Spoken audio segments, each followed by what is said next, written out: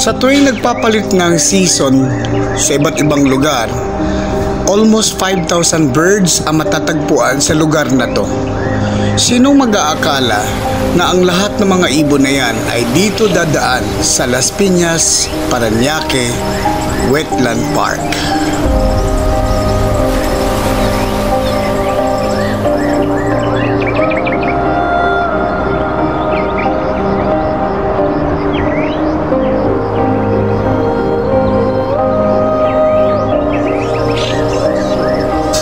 Akalain mong parang isang zoo ang makikita mo rito sa nasabing lugar, ngunit hindi po.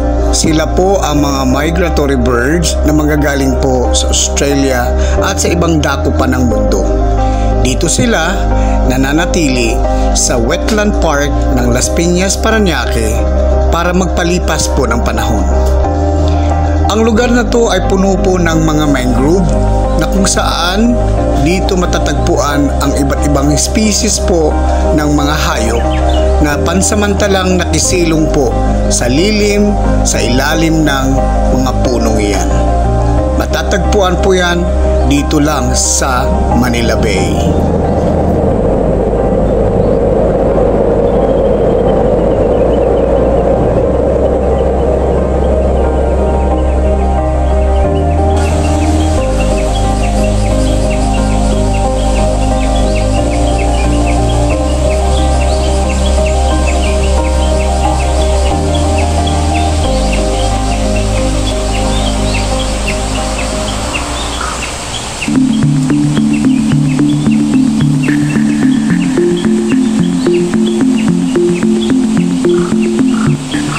Ganito po ang itsura pag inabot ng high tide at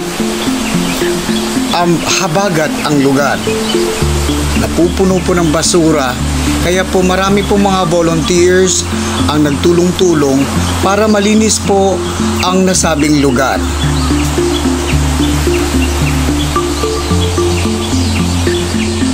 Sa ilalim po ng malawak na mangrove dyan po sa lugar na yan, 2 area po ang nasasakop ng Manila Bay. Isa para sa Las Piñas, yung isa namang island ay nabilong po sa Parañaque. Kaya po pinoprotektahan po yan ng isang leader natin sa Senado upang lahat ng mga migratory bird ay meron pa silang masisilungan sa tuwing nagpapalit po ng season sa kanilang lugar.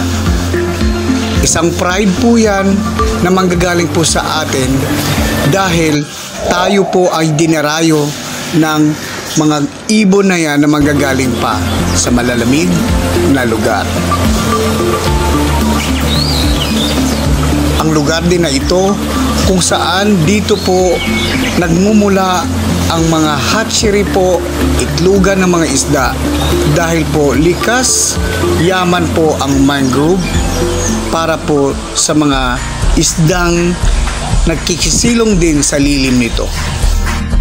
Magandang umaga po sa inyo lahat. Ako po ay nagagalak. I-welcome kayo sa ating Las Piñas, Parañaque Wetland Park. This is a nature trip of Barangay Pulang Lupa.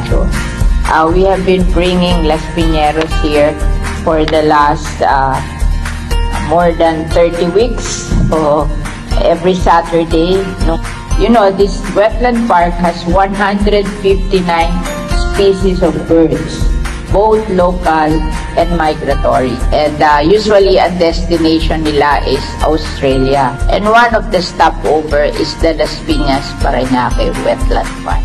Kaya tayo po ay dineclare na Ramsar list because we have endangered species of birds here. And at the same time, meron tayo 36 hectares of mangrove forest. That's the spawning ground of fishes in Manila Bay. Ibig sabihin, diyan pinapanganak, the biggest panganakan ng fish in Manila Bay.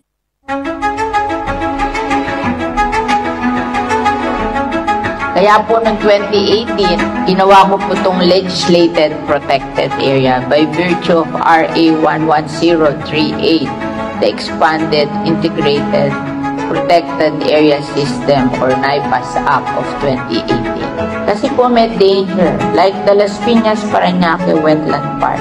Ang pinakamalaking danger po dito is reclamation.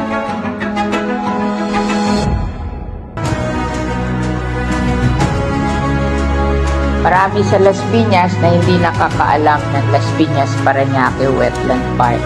And gusto ko pong makita nyo para makasama ko kayo sa pag-protect nito.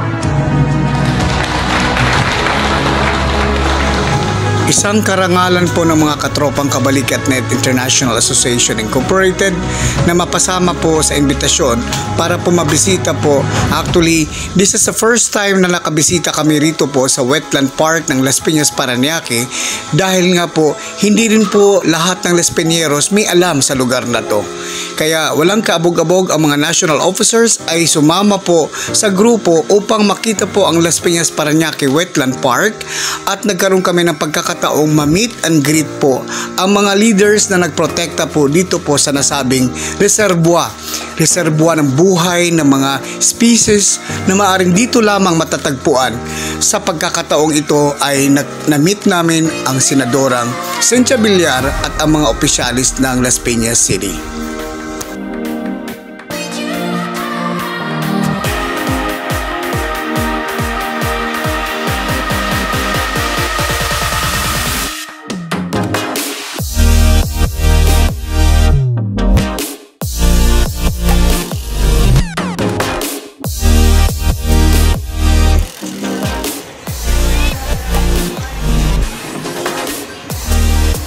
Sa mga nagnanais pong gustong marating ang lugar na to, makipag-ugnayan po kayo sa Facebook page ng nasabing Las Piñas Parañaque Wetland Park at agad may tutugon sa inyo at mag-i-schedule po kayo para po magkaroon po kayo ng idea, karagdagang kaalaman paano protektahan ang ating environment.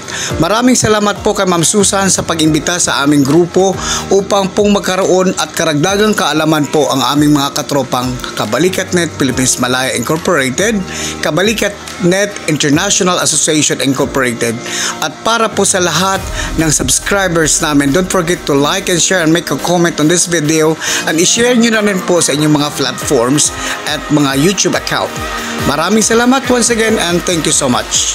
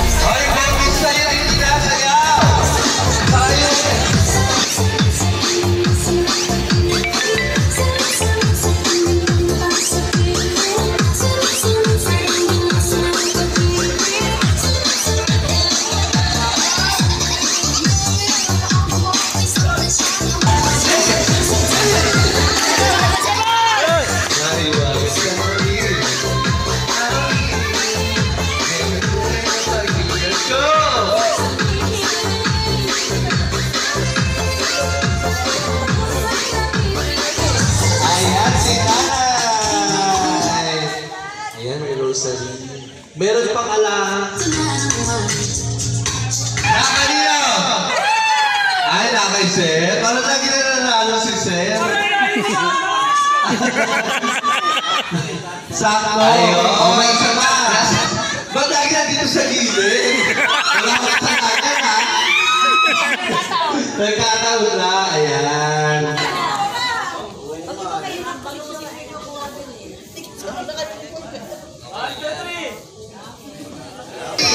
One, two, three, go! Last one, Ready? One.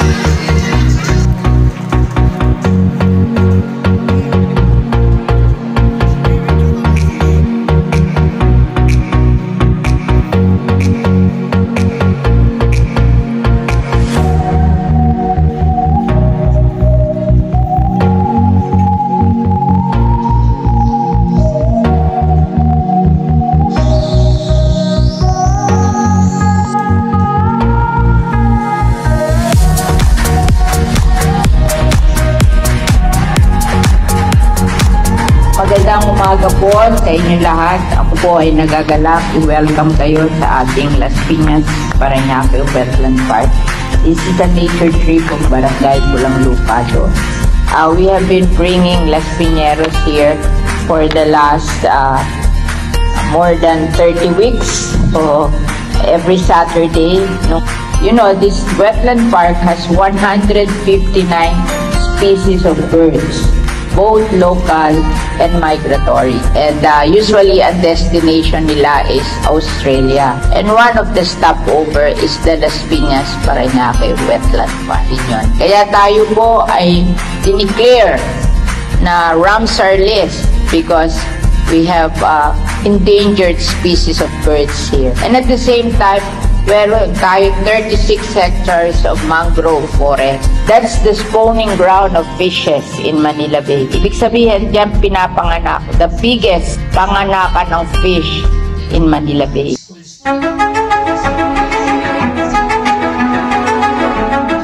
Kaya po noong 2018, ginawa ko po itong legislated protected area by virtue of RA 11038, the Expanded Integrated Protected Area System or NIPAS Act of 2018.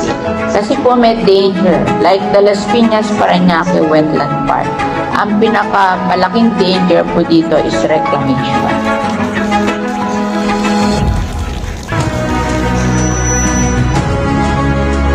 Marami sa Las Piñas na hindi nakakaalam ng Las Piñas Parañaque Wetland Park. And gusto ko pong makita nyo para makasama ko kayo sa pag-protect nito.